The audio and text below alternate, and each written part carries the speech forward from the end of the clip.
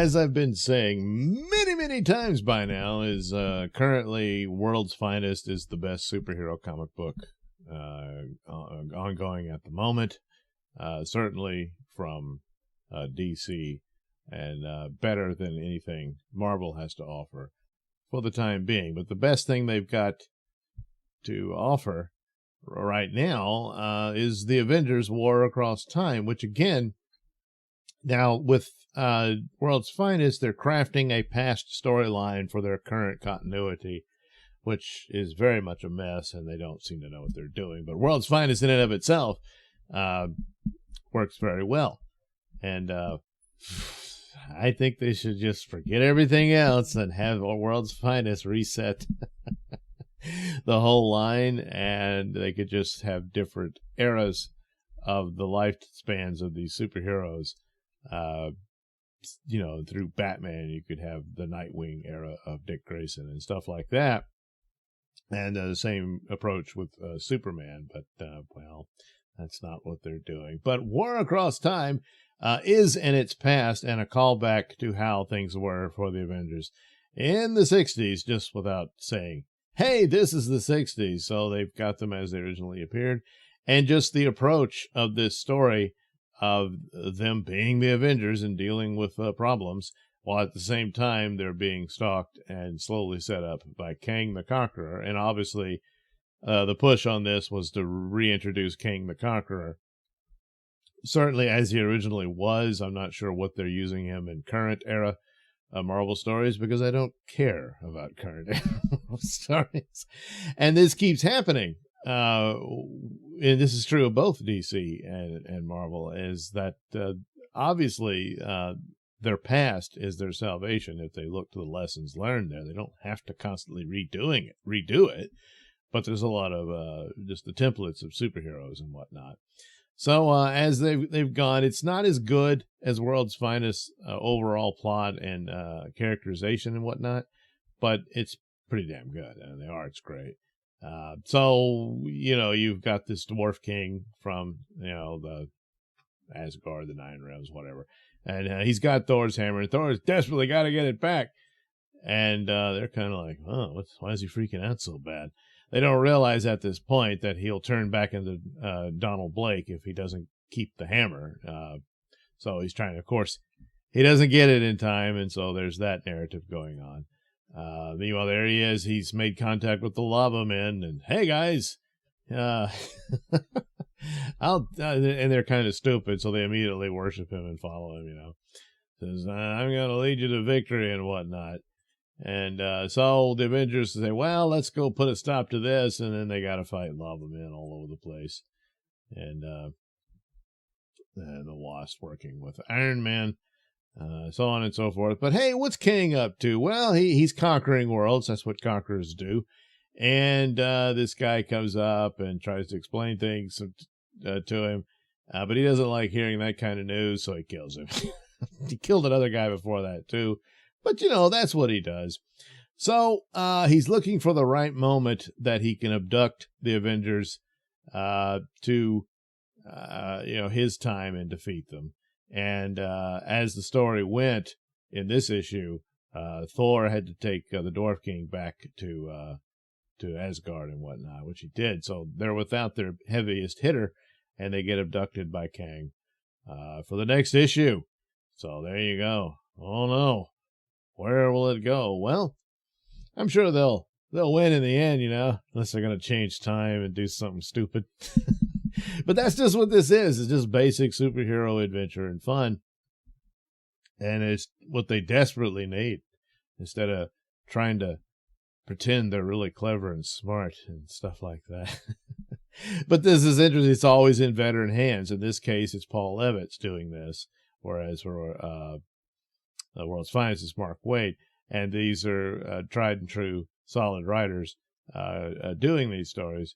And, well, who'd have thunk it, It's unfortunate that newer and younger writers just haven't learned from those templates and seem to be spiteful of them in their approach to the industry's detriment.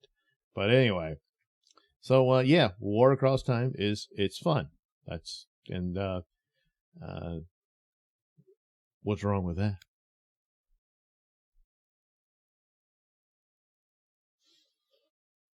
And speaking of World's Finest, one of the worries is that whatever team succeeds, Wade and Mora, won't be able to maintain the trend that they've established and the templates there that are clearly there, and to keep it going in superhero excellence, because they're moving on to this title, Shazam, and reintroducing Shazam.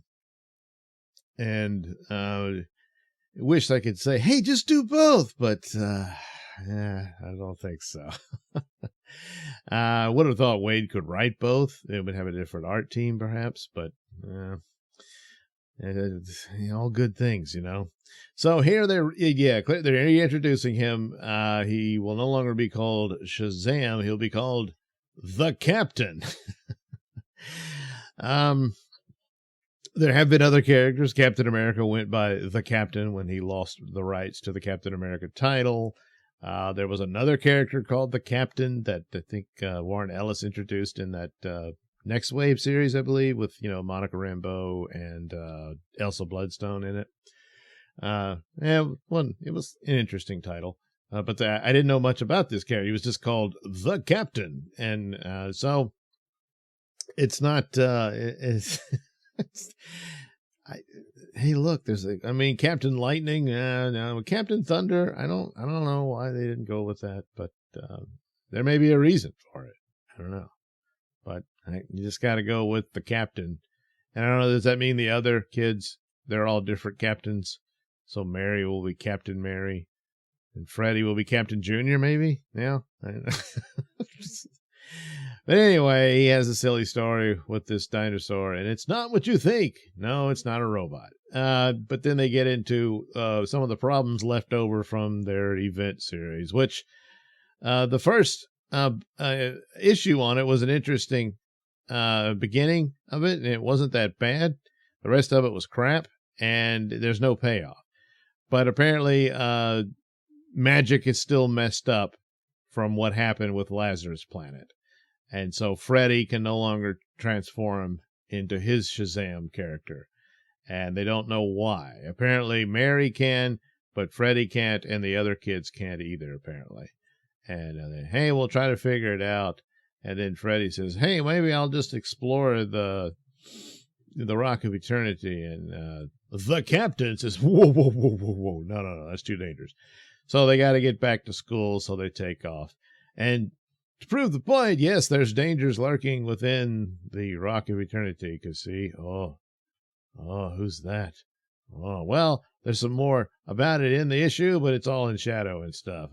Boy, things are afoot. I wonder, but that's for another time. Yes, it is. So anyway, you see Billy at school and all this stuff, and then we discovered that he has started a popular podcast talking about the adventures of the Captain.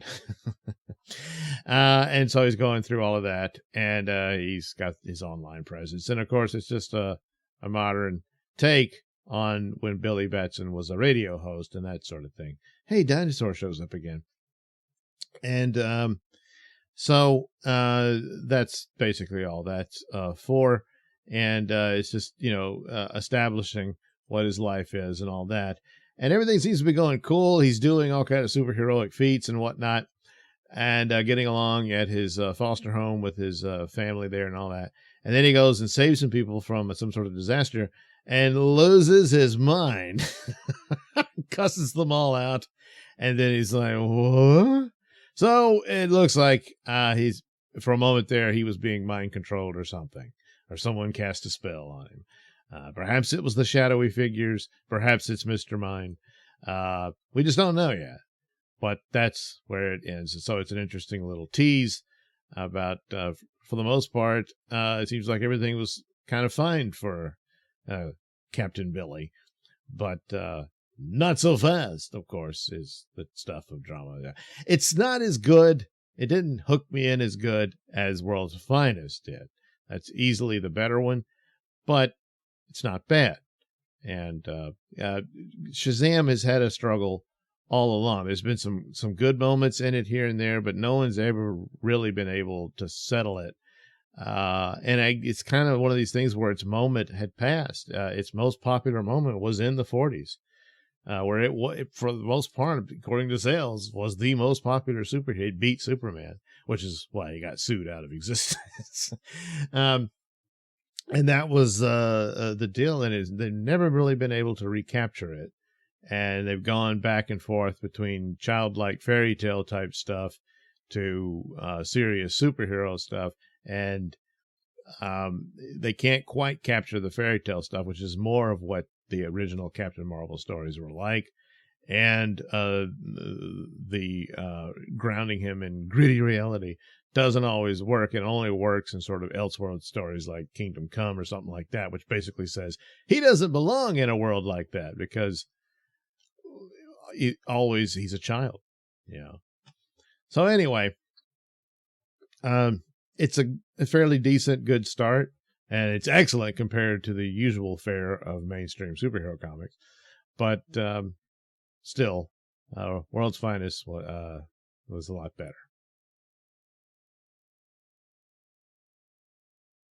So finally, I finished The Flash with its 1 minute war deal, which was interesting.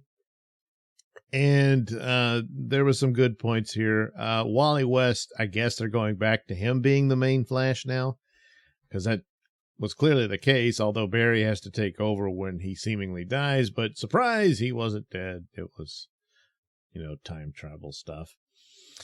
And there was some good in it. The art wasn't consistent enough what it needed to be, and sometimes flat out failed, and other times was not bad and kind of good. But story-wise, the concept was interesting. This all takes place within a minute, where it's these people who've managed to figure out how to manipulate the Speed Force through their technology and invade a planet and take all its resources and then split, and everybody's left wondering what the hell happened. But only Speed Force users could be aware of it and act within that frozen time point, or the 1 minute they exist within in their invasion. And plus they were going to abduct all the Speed Force users as to be human batteries for their fleet and all of that. And they do get quite the revenge on the main villain in all of this. And so there's a lot of interesting and fascinating things throughout it. The family aspect is good, it's wholesome, and it's strong within it, but at the same time, it's kind of to the detriment. It's called The Flash, not The Flash Family. And that seems to be where they're going with a lot of these titles. The Batman has his family, where Batman himself is oversaturating the DC line to his detriment. But then, meanwhile, Superman has a family. I've been keeping up with Superman and Action Comics. I'm kind of leaning that Superman's the better of the two. There's some interesting stuff in Action Comics, especially once again going into the past when John Kent was a young boy and all of that. The Power Girl story is terrible. But it's not... Probably the story here introducing Flash is more interesting than that one, so it's a bit weak. The Batman comic book is not going anywhere, really. It's just another multiverse story. But the family aspect can work into for Superman. When it was him, Lois, and Jonathan, especially when he was still a kid, they had something there. That was interesting. To pursue that all the time, everywhere, and with multiple versions of Superman, which is pretty much what they have now, and Batman, the same thing. Spider-Man is so Spider-Versed that there's barely any Spider-Man left. And so it's a bit much. You don't have the single title character anymore. For Flash, they'll just have to pick one, and I guess they're going back with Wally West. Especially after the damage Tom King did to him. But let's just forget that ever happened. Jeremy Adams did a much better job with him. But He's been removed from the title. He's going to do something else. I don't know, Green Lantern or something. And somebody else will come. So I don't know. But it was okay. It's not on par with the likes of World's Finest, of course, but it was pretty damn good. And it's just, but that's it. It's done. It'll be a new team, and I don't know which direction they're going to go in. But yeah, there's pluses to family and whatnot, but when it becomes more dominant than the central character, in this case, Wally was until he supposedly was killed. Then they switched. How many times can you do that? I don't know. But I appreciate and respect the effort that it did. But I guess it doesn't matter because they're gonna change hands, and don't know what they'll do with that. But again, it's too many cooks in the kitchen character wise. Which one? And I guess it's Wally for now. Then the rest become supporting characters and that's kind of thing. But then that would be fine if it was just Wally, his wife, and their 2 kids for the most part. And maybe backup stories of the other Flashes. When does Jay Garrick get to be the title character again? Well, he'll be busy with the new Justice Society and stuff. But, and then I'm guessing when she gives birth, then she won't have speed powers anymore. I don't know. But anyway, there's some flaws, but there was a lot of good to it.